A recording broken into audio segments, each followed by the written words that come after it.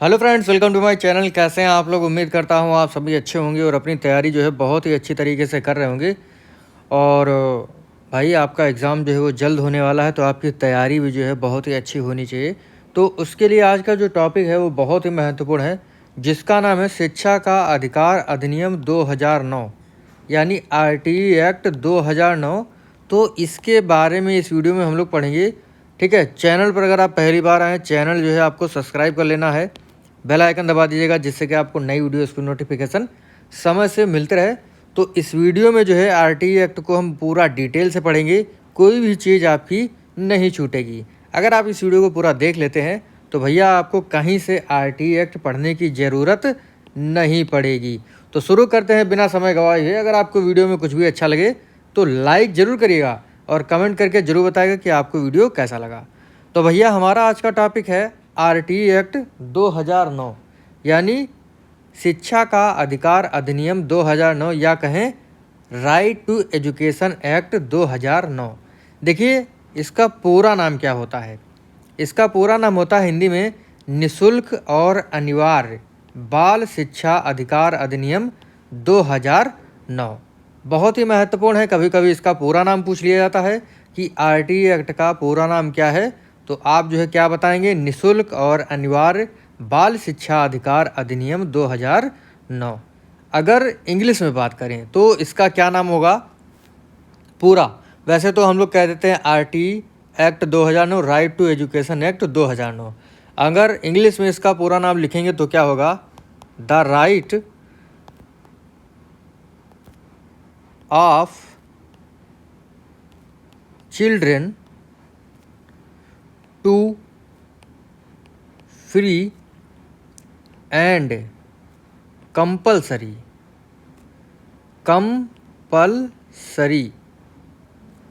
Education act 2009। यानी ये जो है, जो आपका लिखा था निःशुल्क और अनिवार्य बाल शिक्षा अधिकार अधिनियम 2009, उसका ये इंग्लिश वर्जन है। तो आप लोग समझ चुके होंगे आरटीई एक्ट के पूरा नाम क्या है, इसके बारे में समझ चुके हैं। ठीक है, अब बातें करते हैं। और देखिए, एक जो है संविधान संशोधन हुआ। आपका संविधान संशोधन होता है जिसके थ्रू जो है शिक्षा एक मूल अधिकार बन जाता है। कोई बताएगा कि ऐसा कौन सा संविधान संशोधन है जिसके थ्रू शिक्षा जो है मूल अधिकार बन जाती है 6 से 14 वर्ष के बच्चों के लिए? तो कौन बताएगा भाई? कमेंट करके आप लोग बताएं, बाकी मैं तो बताऊंगा। देखिए, संविधान संशोधन 86वें, एक संशोधन हुआ था 86वां सन 2002 में। ठीक है, और अनुच्छेद 21A नया जोड़ दिया गया। भाई देखिए, संविधान में 86वां जो है संशोधन किया गया सन 2002 में, और अनुच्छेद 21A नया जोड़ दिया गया। और अनुच्छेद 21A में कहा गया कि 6 से 14 वर्ष के लिए जो शिक्षा होगी वो बच्चों का मूल अधिकार है। एग्ज़ाम में ये पूछा जाता है कि किस संविधान संशोधन के माध्यम से शिक्षा को मूल अधिकार बना दिया गया? तो 86वें संविधान संशोधन के द्वारा सन 2002 में अनुच्छेद 21A जोड़ करके शिक्षा को मूल अधिकार बना दिया गया। ठीक है, आशा करता हूँ समझ में आ रहा होगा आपको। ठीक है, फिर आगे बढ़ते हैं। देखिए, अगला पॉइंट है मूल कर्तव्य। तो अनुच्छेद 21A, ठीक है, अनुच्छेद 21A में जो है मूल अधिकार था, और मूल कर्तव्य जो है किस में आएगा? 51 के A में जो है क्या है? ये मूल कर्तव्य है आपका। और इसमें जो है 6 से 14 वर्ष के लिए निःशुल्क, 6 से 14 वर्ष के लिए निःशुल्क एवं अनिवार्य शिक्षा का प्रावधान जो है मूल कर्तव्य के रूप में किया गया है।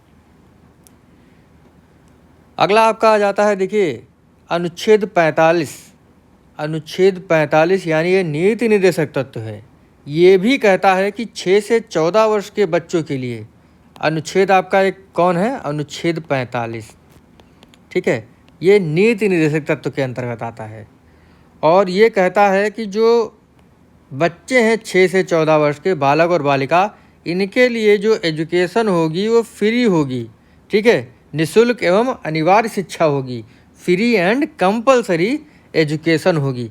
तो एग्ज़ाम में पूछ लेता है कभी कभी कि भैया बताइए कि ऐसा कौन सा राज्य का नीति निर्देशक तत्व है, मतलब ऐसा कौन सा अनुच्छेद है जो राज्य का नीति निर्देशक तत्व के अंतर्गत आता है, जिसमें बच्चों के लिए निःशुल्क एवं अनिवार्य शिक्षा का प्रावधान किया गया है। तो आपका अनुच्छेद 45 आता है। मूल कर्तव्य के अंतर्गत अनुच्छेद 51 का ए आता है, ठीक है। इस चीज़ को आप लोग ध्यान रखिएगा, एग्जाम में बहुत ही बार पूछा गया है कि बताइए निम्न में से कौन सा अनुच्छेद है जो बताता है कि 6 से 14 वर्ष के बच्चों के लिए निःशुल्क एवं अनिवार्य शिक्षा है। जैसे एक प्रश्न बन जाएगा आपके लिए, क्वेश्चन है आपके लिए कि आरटीई एक्ट 2009, ठीक है, आरटीई एक्ट 2009 है। यह कहता है कि 6 से 14 वर्ष के लिए, 6 से 14 वर्ष के बच्चे जो हैं उनके लिए शिक्षा निःशुल्क एवं अनिवार्य होनी चाहिए, अनिवार्य होनी चाहिए, होनी चाहिए, ठीक है। तो ये जो प्रावधान है ये किस अनुच्छेद में आपको देखने को मिलता है? यह प्रावधान आपको किस अनुच्छेद में देखने को मिलेगा? ठीक है, पहला आपका ऑप्शन है अनुच्छेद 46, दूसरा है आपका अनुच्छेद 21 का ए, तीसरा है आपका अनुच्छेद 48 या अनुच्छेद आपका 49। तो बताएं भैया कि निःशुल्क एवं अनिवार्य शिक्षा का प्रावधान, यह प्रावधान जो है किस अनुच्छेद के अंतर्गत आएगा? देखिए इस तरीके से आपका प्रश्न बनेगा तो कौन सा ऑप्शन आपका सही हो जाएगा?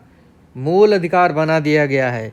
86वें संविधान संशोधन सन 2002 के द्वारा शिक्षा को मूल अधिकार बना दिया गया है कि 6 से 14 वर्ष के लिए जो बच्चे हैं इनके लिए जो शिक्षा है वो निःशुल्क एवं अनिवार्य होगी। ये कौन सा अनुच्छेद है? अनुच्छेद 21A। इसी प्रकार से आपका अनुच्छेद 51A, ठीक है, अनुच्छेद 45 आता है। इसको ध्यान रखिएगा आप लोग। अगला देखिए आपका पॉइंट है कि 20 जुलाई सन 2009 को जो है राज्यसभा में ये अधिनियम पारित हुआ, ठीक है भैया। देखिए जब भी कोई नियम या अधिनियम पारित करना पड़ता है इसे लोकसभा और राज्यसभा में जो है लाया जाता है, ठीक है। मतलब पूरे भारत में लागू करने के लिए कोई भी नियम है या अधिनियम है उसको लागू करने के लिए सबसे पहले लोकसभा और राज्यसभा में लाया जाएगा, फिर उसके बाद राष्ट्रपति के पास भेजा जाएगा।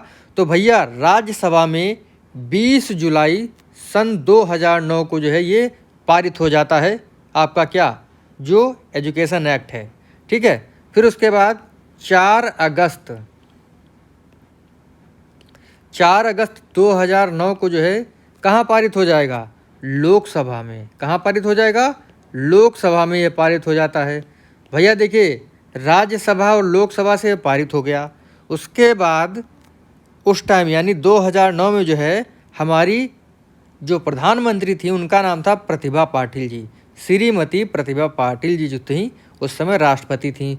तो उन्होंने 26 अगस्त 2009 को जो है आरटीई एक्ट जो था इस पर जो है क्या कर दिया? इस पर भैया अपनी मोहर लगा दी यानी साइन कर दिया, जिसके बाद से ये जो एक्ट था ये अधिनियम बन जाता है। यानी ये जो शिक्षा का अधिकार अधिनियम है ये जो है एक कानून बन जाता है, ठीक है। यानी ये जो है अब लागू हो जाएगा। तो भैया सबसे पहले राज्यसभा में 20 जुलाई 2009 को पारित हुआ, फिर 4 अगस्त 2009 को लोकसभा में, फिर उसके बाद हमारी जो महामहिम राष्ट्रपति जी थी उस समय प्रतिभा पाटिल जी, उन्होंने 26 अगस्त 2009 को अपना मोहर लगा दिया। उसके बाद से ये जो एक्ट है आपका संपूर्ण देश में लागू हो गया, लागू नहीं हो गया मतलब ये जो है कानून बन गया। और लागू कब होता है आरटीई एक्ट आपका? देखिए आरटीई एक्ट जो है आपका संपूर्ण भारत में 1 अप्रैल 2010 को लागू होता है। कब लागू होता है? 1 अप्रैल 2010 को लागू होता है, ठीक है। और भारत जो है आरटीई एक्ट लागू करने वाला 135वें नंबर का देश है। देखिए और कुछ ना कुछ अपवाद जो है अपने भारत देश में रहता है। देखिए संपूर्ण भारत देश में 1 अप्रैल 2010 को आरटीई एक्ट लागू हो गया, लेकिन एक जगह नहीं लागू हुआ। कहाँ? जम्मू कश्मीर में। भैया वो तो कुछ अपवाद है ना, कुछ ऐसे एरिया हैं जो लागू ही नहीं करते हैं।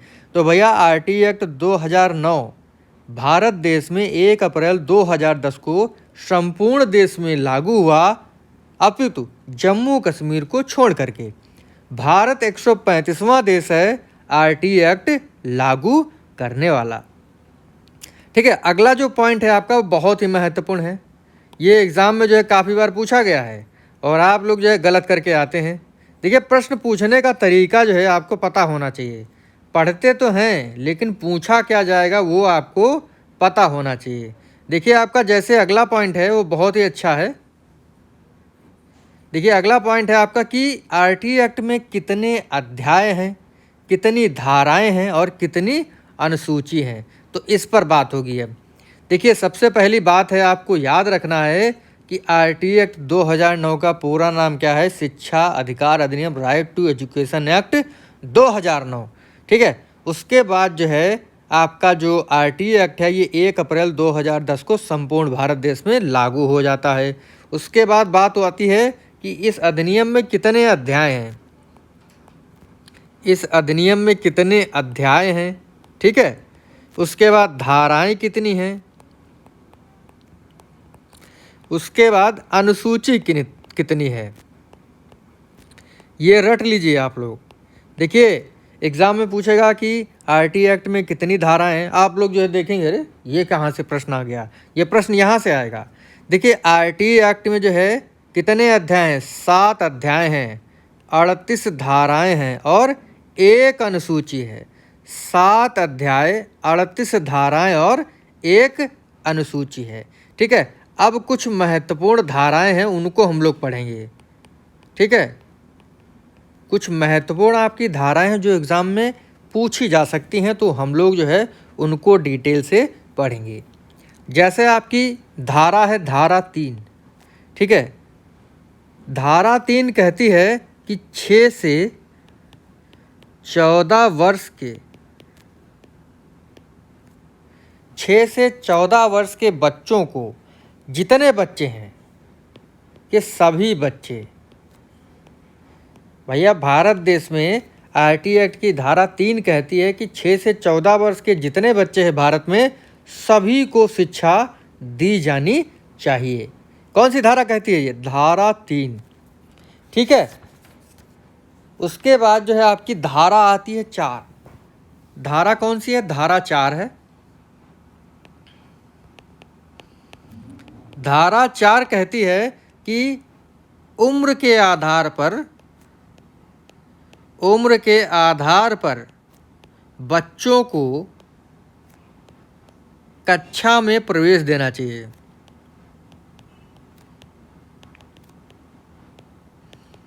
कैसे? देखिए अभी बताते हैं आपको। देखिए हमारे यहाँ नियम है कि जो 6 वर्ष का बालक है वो कक्षा 1 में उसका नाम लिखना चाहिए, कक्षा 1 में नाम लिखना चाहिए। 7 वर्ष का बालक है उसका कक्षा 2 में, 8 वर्ष का है 3 में, 9 वर्ष का है कक्षा 4 में, ठीक है। 10 वर्ष का है तो आपका किस में जाएगा? 5 में। 11 वर्ष का है आपका तो 6 में। 12 वर्ष का है तो आपका किस में जाएगा? 7 में। और 13 से 14 वर्ष का जो है वो किस में जाएगा आपका? वो जाएगा आपका 8 में। तो भैया देखिए उम्र के अनुसार जो है बच्चे को कक्षा में प्रवेश देना है। ये नहीं कक्षा, मान लीजिए कोई बच्चा है वो 6 वर्ष का है उसे कक्षा 7 में एडमिशन दे दिया गया, तो ऐसा नहीं करना है। उम्र के आधार पर बच्चों का जो है कक्षा में प्रवेश करना है। जैसे 6 वर्ष का बालक है तो कक्षा 1 में, 7 वर्ष का बालक है तो कक्षा 2 में, 8 या 9 वर्ष का बालक है तो उसे 3 में, या 9 से 10 वर्ष का बालक है तो 4 में, 10 से 11 वर्ष का है तो उसे 5 में, और 11 से 12 वर्ष का है तो 6 में, 12 से 13 वर्ष का है तो 7 में, 13 से 14 वर्ष का है तो उसे कक्षा 8 में प्रवेश देना चाहिए। तो धारा 4 कहती है कि उम्र के आधार पर बच्चों को कक्षा में प्रवेश दिया जाना चाहिए। उसके बाद आपका आता है धारा 6। क्या आती है? धारा 6 आती है, ये कहती है कि जैसे ही आरटीई एक्ट लागू होता है तो लागू होने के 3 वर्ष में, यानी 3 वर्षों में, जैसे ही जो है लागू हुआ उसके 3 वर्षों में बालक या बालिका के घर से, मान लीजिए बालक और बालिका का घर है ये, और इसके घर से 1 किलोमीटर की दूरी पर क्या होना चाहिए? स्कूल होना चाहिए। ठीक है, कौन सा स्कूल होना चाहिए? प्राथमिक लेवल का। मान लीजिए जो छोटे छोटे बच्चे हैं ना, उनके घर से कक्षा 1 से 5 तक का स्कूल यानी प्राथमिक लेवल का स्कूल होना चाहिए, जिसकी दूरी बच्चों के घर से 1 किलोमीटर होनी चाहिए। ठीक है, और बच्चों के घर से जो आपका उच्च प्राथमिक लेवल का स्कूल है, यानी 6 से कक्षा 8 तक का स्कूल है, इसकी दूरी अधिकतम 3 किलोमीटर होनी चाहिए। ये कौन कहता है? ये धारा 6 कहती है। ठीक है, धारा 6। अगला आपका प्रश्न है, प्रश्न नहीं है, प्रश्न भी पूछ सकते हैं भाई। बताइए आप लोग जो है कमेंट करके कि उम्र के आधार पर प्रवेश कौन सी धारा कहती है? प्रश्न है आपके लिए। उसके बाद आपका आ जाता है धारा 7। देखिए, आरटीई एक्ट पर व्यय करने के लिए केंद्र एवं राज्य सरकारों में व्यय का रेशियो होगा, यानी जो है कितना जो है राज्य सरकार व्यय करेगी, कितना केंद्र सरकार व्यय करेगी, ये धारा 7 के अंतर्गत आता है। धारा 10 क्या कहती है? धारा 10 कहती है कि माता पिता का ये कर्तव्य है। माता पिता का क्या है? माता पिता का कर्तव्य है कि वह 6 से 14 वर्ष के जितने बच्चे हैं उनको जो है सभी को स्कूल भेजना है। कहाँ भेजना है? स्कूल भेजना है। ठीक है, उसके बाद आपकी धारा आ जाती है 12। कौन सी धारा? 12। धारा जो है 12 कहती है कि निजी विद्यालयों में 25% सीटें जो होती हैं वो SC, ST और विकलांगों के लिए होंगी, यानी होनी चाहिए। धारा जो आपकी 12 है, धारा आपकी 12 है, ये कहती है कि जो हमारा प्राइवेट स्कूल है, प्राइवेट स्कूल है, यहाँ पर 25% सीटें जो हैं SC, ST और दिव्यांग बच्चों के लिए जो है रिजर्व होंगी। ठीक है, होनी चाहिए। उसके बाद धारा 13 कहती है, क्या कहती है? कि प्रवेश शुल्क जो है वो नहीं लिया जाएगा। धारा जो 13 का ए खंड है वो कहता है कि प्रवेश शुल्क जो है बच्चों से नहीं लिया जाएगा। अगर लिया जाता है तो 10 गुना जुर्माना पड़ेगा। 10 गुना जुर्माना। ठीक है, 10 गुना जुर्माना जो है भरना पड़ेगा। फिर उसके बाद आता है, मतलब धारा 13 का बी सेक्शन है, ये कहता है कि प्रवेश परीक्षा लेने पर 25,000 रुपये, और पता चला एक बार आपने प्रवेश परीक्षा ले ली, सरकार ने पकड़ लिया आपको, तो कितने रुपए जुर्माना पड़ेगा? 25,000 रुपये का। अब पता चला फिर से आपने जो है मतलब फिर से जो है आपने बच्चों की परीक्षा, मतलब एक बार यानी पहली बार पकड़े जाएंगे आप तो 25,000, और उसके बाद पकड़े जाएंगे तो आप पर जो है 50,000 रुपये का फाइन लगाया जाएगा। बिल्कुल भैया, इसीलिए बच्चों की प्रवेश परीक्षा नहीं लेनी है। लेकिन भैया प्राइवेट स्कूल जो है धड़ल्ले से लेते हैं कि देख लें भैया बच्चे को कुछ आता है या नहीं आता है। पता चला 12 साल का लड़का है, उसकी प्रवेश परीक्षा ली, उसके नंबर आए 50 में 5, तो क्या कहेंगे? आपका लड़का जो है भैया कमज़ोर है, कक्षा 1 में इसका नाम लिखवा दो। तो सरकार जो है कहती है कि उम्र के आधार पर कक्षा में प्रवेश दिया जाए, और अगर उसका पढ़ाई का स्तर जो है अच्छा नहीं है तो उसको जो है अतिरिक्त मतलब अतिरिक्त कक्षाएं लगाई जाएं और उसी हिसाब से यानी उपचारात्मक शिक्षण किया जाए, तब जो है उसको बराबर लाया जाए, तब जो है उसको नॉर्मल क्लास में जो बिठाया जाए। लेकिन भैया प्रवेश परीक्षा नहीं लेनी है, लेकिन प्रवेश परीक्षा ली जाती है, हम लोग क्या कर सकते हैं। अब प्रवेश परीक्षा बच्चों की क्या कहें, गार्जियन की भी ली जाती है, क्या बताएं भैया। देखिए धारा 14 कहती है कि आयु प्रमाण पत्र ना होने पर, आयु प्रमाण पत्र अगर बच्चे के पास नहीं है, यानी बर्थ सर्टिफिकेट उसके पास नहीं है, अगर वो नहीं दे पा रहा है, तब भी उसका नाम आपको लिखना पड़ेगा। ठीक है, क्या करना पड़ेगा, आयु प्रमाण पत्र ना होने पर भी प्रवेश बच्चे का आपको अपने स्कूल में करना पड़ेगा। ठीक है, ये धारा 14 है। धारा 16 कहती है अवरोधन, यानी बच्चे को जो है स्कूल से किसी ना किसी तरीके से निकाल देना, यानी बच्चे को फैल करके निकाल देना, या बच्चे को कोई ऐसे ही बिना मतलब के निकाल देना। देखिए अवरोधन और निष्कासन दंड जो होगा ये अब नहीं होगा। पहले होता था कि बच्चा फेल हो गया तो जो है क्या है, उसको उसी क्लास में रखेंगे, फेल है तो भैया कक्षा 3 में रहना है, तुमको कक्षा 4 में रहना है। लेकिन अब क्या है, अब ऐसा नहीं है। शिक्षाविद कहते हैं कि बच्चा जब फेल हो जाता है क्लास में वर्तमान में, तो उस पर जो है नकारात्मक प्रभाव पड़ता है। तो बच्चा जो है कक्षा 8 तक जो है आंख मीच करके पास होता रहेगा।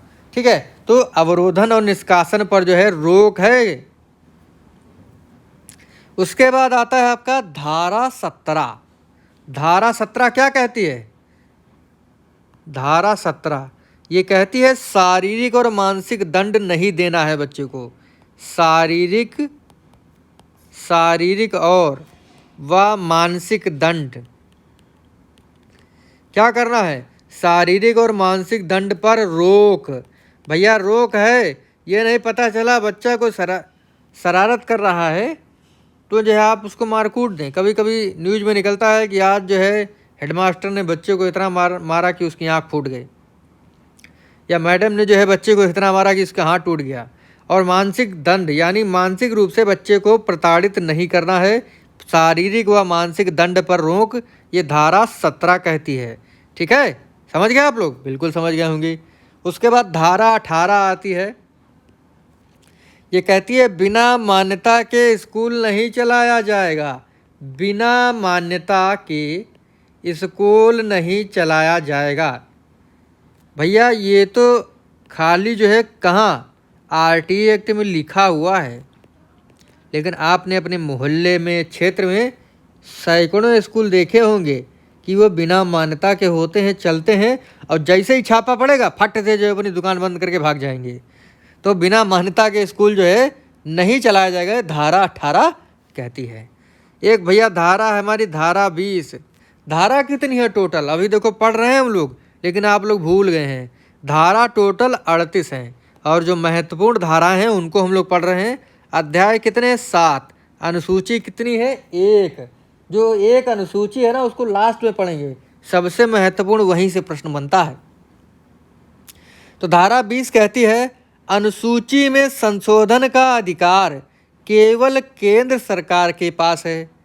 अनुसूची क्या है, अनुसूची 1 है, और इसमें जो भी प्रावधान है उसमें चेंजमेंट कौन करेगा, सेंट्रल गवर्नमेंट करेगी। ठीक है, ये आप लोग ध्यान रखिएगा, रट लीजिएगा भैया, बहुत ही गजब का प्रश्न है ये। और इससे आरटीए एक्ट से जब प्रश्न पूछा जाता है ना, तो आप लोगों के प्रश्न गलत हो जाते हैं, तो गलत नहीं होना है, नोट्स बना लीजिए। उसके बाद आपकी धारा 21 आती है। धारा 21 क्या कहती है कि विद्यालय में एसएमसी होनी चाहिए, यानी विद्यालय प्रबंधन समिति होनी चाहिए, स्कूल मैनेजमेंट कमेटी होनी चाहिए, विद्यालय प्रबंधन समिति एक होनी चाहिए। ठीक है, एक इसका अध्यक्ष और एक इसका उपाध्यक्ष भी होता है। ठीक है, और जो है क्या होता है, देखिए एसएमसी की मीटिंग जो है विद्यालय में कब होती है, किसी को पता है? मैं बताता हूँ आपको। देखिए एसएमसी की मीटिंग जो है महीने का, जो महीने का पहला सप्ताह होता है महीने का पहला सप्ताह होता है, उसका पहला बुधवार जो पड़ता है उस दिन जो क्या होती है, उस दिन आपकी एसएमसी मीटिंग आयोजित की जाती है। तो यह आप लोग ध्यान रखिएगा, एग्ज़ाम में पूछ लेगा कि बताइए भैया कि एसएमसी मीटिंग जो है महीने में कब आयोजित की जाती है। आप सोचेंगे ज़िंदगी में कभी सुना ही नहीं, एसएमसी मीटिंग कब आयोजित की जाती है। मैं आपको बता रहा हूँ कि महीने में जो पहला सप्ताह होता है, पहले सप्ताह का पहला बुधवार, उस दिन जो है आपकी क्या होती है, एसएमसी मीटिंग आयोजित की जाती है। बिल्कुल याद रखिए आप लोग। उसके बाद आपका आता है धारा 23। देखिए धारा 23 में शिक्षक की योग्यताएं क्या आती हैं, शिक्षक की योग्यताएं, कि भैया शिक्षक पढ़ाने वाला योग्य होना चाहिए। ये नहीं जो है कोई भी जो है आ जाए और पढ़ाने लगे। प्राइवेट स्कूलों में तो ऐसा होता है, उनके पास जो है ज़्यादा योग्यताएं नहीं होती, फिर भी पढ़ाते हैं। लेकिन क्या करें भाई, जो पढ़ाते हैं उनकी भी मजबूरी है भाई। आदमी के पास जो रोज़गार है नहीं तो कहीं ना कहीं तो काम करेगा, मजबूरी है, पढ़ाते हैं। बाकी प्राइवेट स्कूलों में भी जो शिक्षक होते हैं वो भी गजब का नॉलेज रखते हैं, मुझे पता है, मैं भी प्राइवेट स्कूल में ही पढ़ा हूँ, तो काफ़ी अच्छा नॉलेज रखते हैं। देखिए शैक्षिक योग्यता, सरकारी टीचर बनने के लिए आपके पास कौन सी शैक्षिक योग्यता होनी चाहिए, यानी आपके पास स्नातक होना चाहिए, ठीक है, बीए होना चाहिए, बीएससी मतलब ग्रेजुएशन लेवल की आपके पास पढ़ाई होनी चाहिए। उसके बाद आप बीटीसी करें, डीएलएड करें, डीएड करें, बीएड करें। उसके बाद आपको टेट क्वालिफाई करना पड़ता है, ठीक है। अब टेट के साथ सुपर टेट भी आ गया है। तो भैया जब ये आप क्वालिफाई कर लेंगे तब आप जो है शिक्षक बनने के योग्य हो जाएंगे, ठीक है, इसको ध्यान रखिएगा। उसके बाद आपकी एक धारा आ जाती है, धारा 24। क्या आती है, धारा 24 आ जाती है। ये धारा 24 क्या कहती है, धारा 24 कहती है शिक्षक के कर्तव्य क्या हैं। शिक्षक के कर्तव्य के बारे में धारा 24 बताती है, ठीक है, इस चीज़ को ध्यान रखिएगा। धारा 25 बताती है कि कितने छात्रों पर कितने टीचर होंगे, यानी स्टूडेंट का रेशियो टीचर, मतलब कितने बच्चों पर कितने टीचर होंगे, इसकी बात करती है। उसके बाद आपकी आ जाती है धारा 27।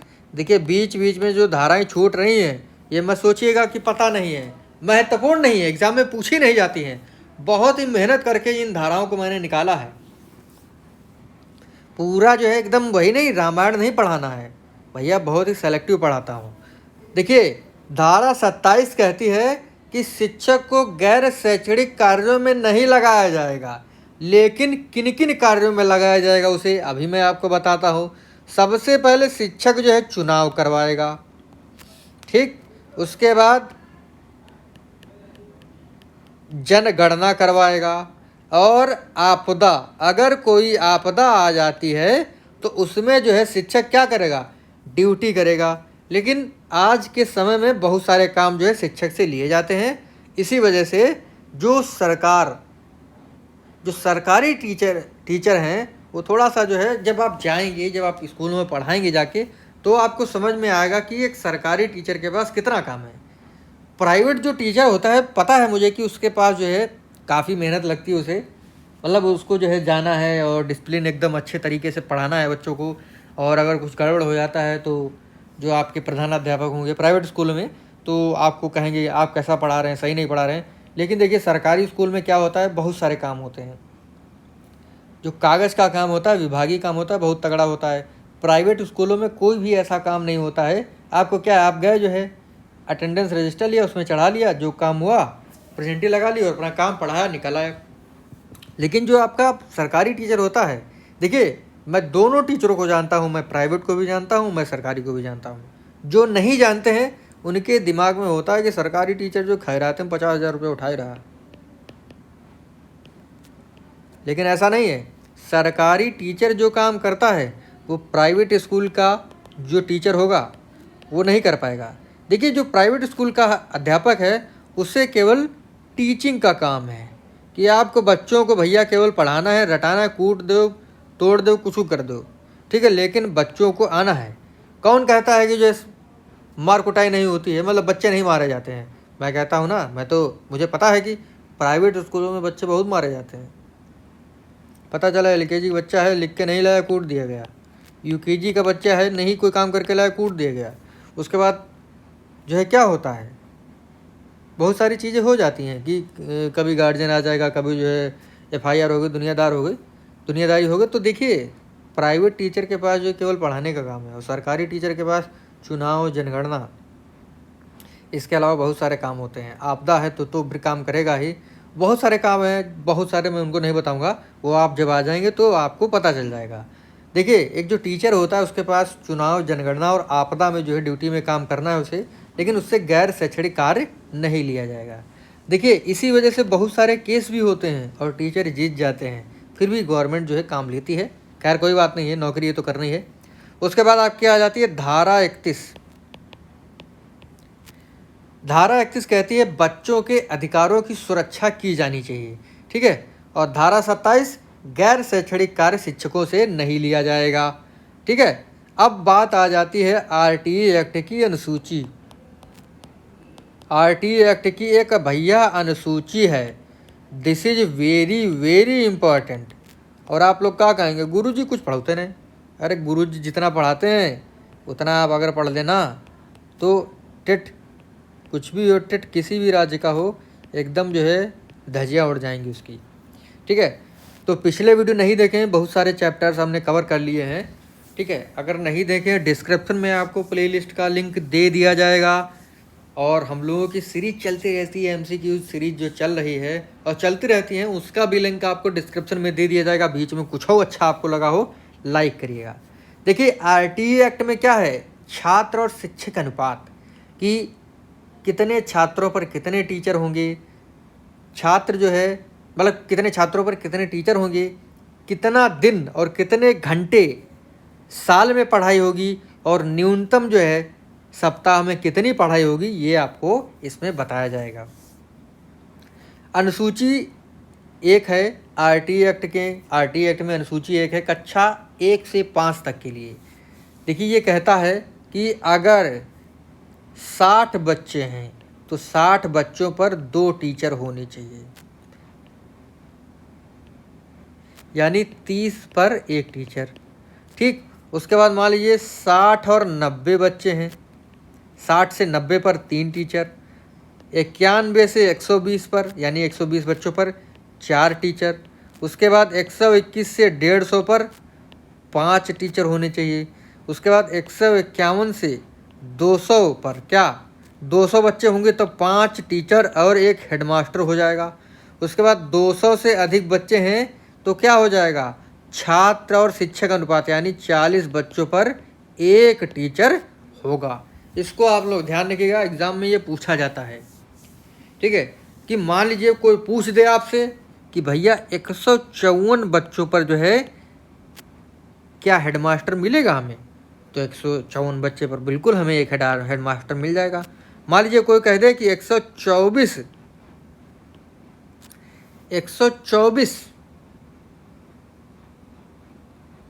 क्या है, 124 जो है बच्चे हैं, ठीक है। तो हमें कितने टीचर मिलेंगे, तो हमें भैया 5 टीचर मिलेंगे, ठीक है। इसको आप लोग ध्यान रखिएगा भाई। देखिए, जैसे 120 तक जो हमें क्या है, 4 मिले हैं ना, और जैसे ही संख्या 120 से ऊपर पहुंच जाएगी, क्या टीचर की संख्या बढ़ जाएगी। तो इसको ध्यान रखिएगा। देखिए, टीचर का रेशियो और बच्चों पर टीचर का रेशियो जो बहुत ही बेकार है अपने सरकारी लेवल पर। इसी वजह से जो है पढ़ाई का लेवल जो है कमज़ोर है। और सबसे बड़ी बात है, पढ़ाई का लेवल डाउन क्यों रहता है, और बच्चे जो है सरकारी स्कूल की तरफ क्यों नहीं आते हैं, कुकुर मुत्ते की तरीके से तो प्राइवेट स्कूल है। भाई, आपके आसपास देखिए, हर गली मोहल्ले में, चौराहे पर आपको 10 स्कूल प्राइवेट दिख जाएंगे। तो इसी वजह से जो है सरकारी स्कूलों की फजीयत है।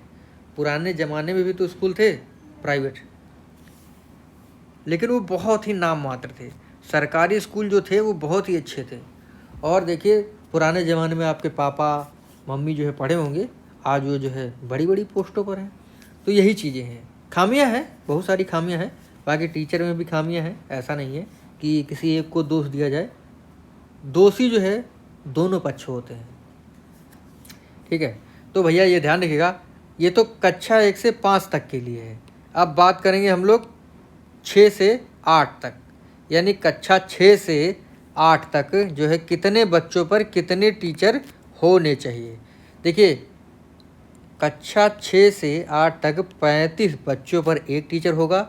अगर 100 से अधिक बच्चे हैं तो 100 से जैसे ही मतलब 100 बच्चे पहुंच गए, 100 से अधिक 105 बच्चों पर आपको क्या होगा, एक हेड मास्टर मिलेगा, यानी एक हेड टीचर मिलेगा। ठीक है, इसको ध्यान रखिएगा।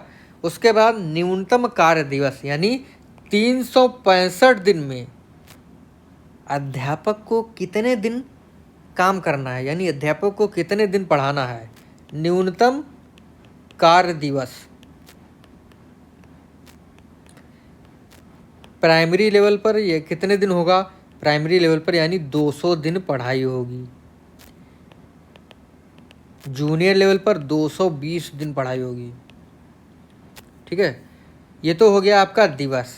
और शिक्षण घंटे, यानी एक दिन में कितना घंटे पढ़ाना है प्राइमरी लेवल पर, तो एक दिन में 4 घंटे पढ़ाना है।